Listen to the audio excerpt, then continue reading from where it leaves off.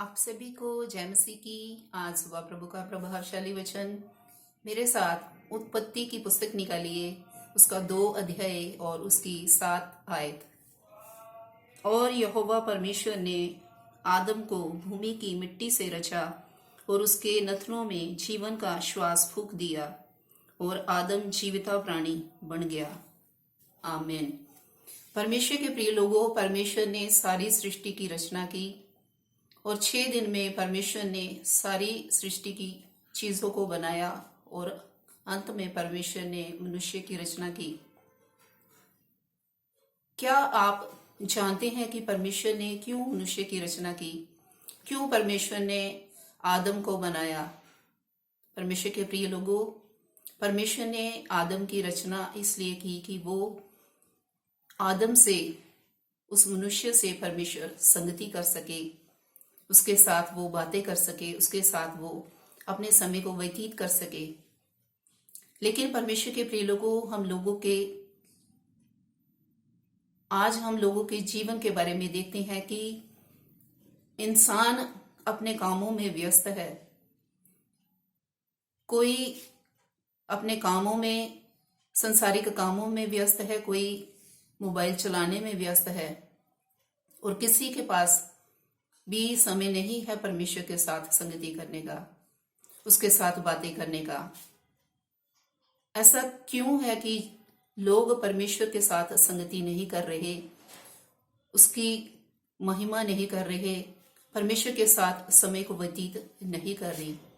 परमेश्वर के प्रिय लोगों, क्योंकि मनुष्य के जीवन में पाप राज्य करता है और जब तक इंसान के जीवन में पाप राज्य करता है तो वो पाप परमेश्वर से संगति करने में वो एक दीवार का रूप धारण कर लेता है।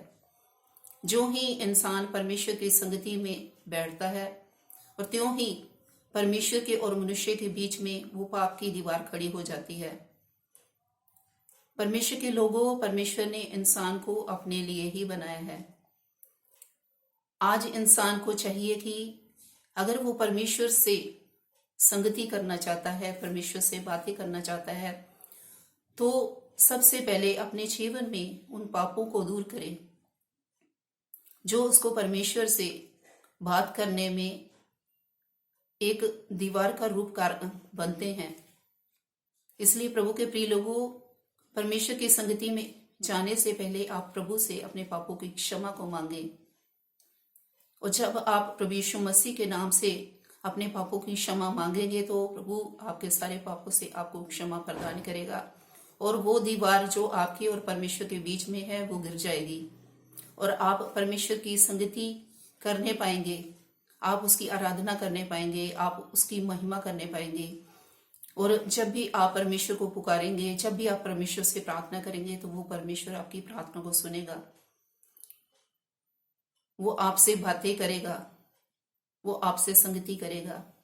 क्योंकि परमेश्वर के लोगों, परमेश्वर ने इंसान को इसीलिए ही रचा है, उसकी रचना इसीलिए की है कि वो परमेश्वर से बातें, मनुष्य से बातें कर सके। यशायाह भविष्यद्वक्ता की पुस्तक में उसका 43 अध्याय और उसकी 21 आयत में लिखा है, इस प्रजा को मैंने अपने लिए बनाया है कि वे मेरा गुण अनुवाद करें। प्रभु का वचन कहता है कि मैंने अपने लोगों को इसलिए बनाया है, मैंने अपनी प्रजा को अपने लिए बनाया है कि वे सिर्फ मेरा ही गुण अनुवाद करें, वे मेरी ही तारीफ करें, वे मुझसे ही सिर्फ बातें करें। इसलिए प्रभु के प्रिय लोगों, अगर आप प्रभु से संगति नहीं कर रहे, प्रभु की उपस्थिति में नहीं बैठ रहे, आप वचन नहीं पढ़ रहे, प्रार्थना नहीं कर रहे, तो आप प्रभु की संगति से बहुत दूर हैं, क्योंकि आपके जीवन में पाप राज्य करता है।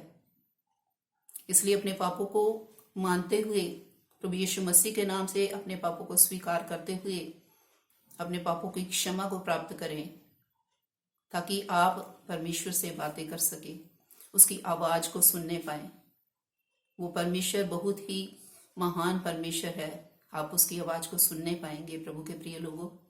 इसलिए अपने जीवन को बदलें और प्रभु की संगति में अपने समय को व्यतीत करें, ना कि मोबाइल चलाने में और ना किसी अन्य जो संसारिक काम है उसमें समय बिताने में, प्रभु की संगति में अपने समय को व्यतीत करें, तो प्रभु आपकी हर एक प्रार्थना को उत्तर देगा और प्रभु आपसे प्रसन्न होगा।